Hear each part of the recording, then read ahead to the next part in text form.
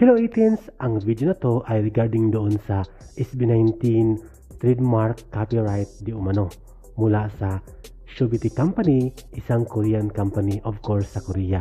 Ito nga may na-discover tayo at may na-research sa YouTube. Itong si Attorney Libayan ay mayroong sinasabi tungkol sa kaso o tungkol sa copyright na hinaharap ngayon ng SB19. Dalawang bagay lang pala ang pwedeng mangyari.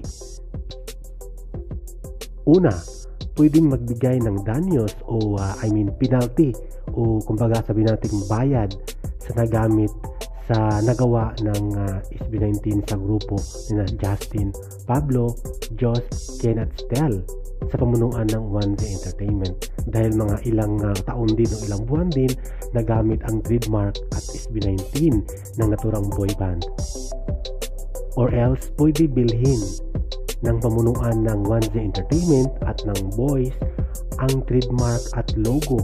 Yun nga, SB19 nagawa ng Shubity Company. Pwede bilhin. Ang tanong, magkano ang benta? Magkano ang benta ng Shubity Company sa trademark na yun? Nang sa gayon, yun na ang gamitin ang SB19 forever.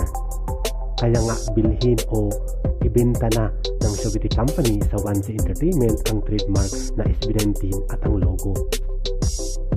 Or pwede rin kalimutan ng SB19, palitan na. Yun nga ang sinasabi nila, mahalima. Subalit, may danyos yan. May penalty. Pwede mag-demand ang Shubity Company dahil ilang taon din o ilang buwan na gamit ang trademark at logo nila. Ginamit ng mga boys. Yan lang yun. Kasi siyempre pera-pera yan eh. Malaking kumpanya ng Shubity Company dahil ito ay Korean company na franchise sa Pilipinas. So may danyos, may payment, may demand sila na kung paano o magkano ang hihingi nilang bayad.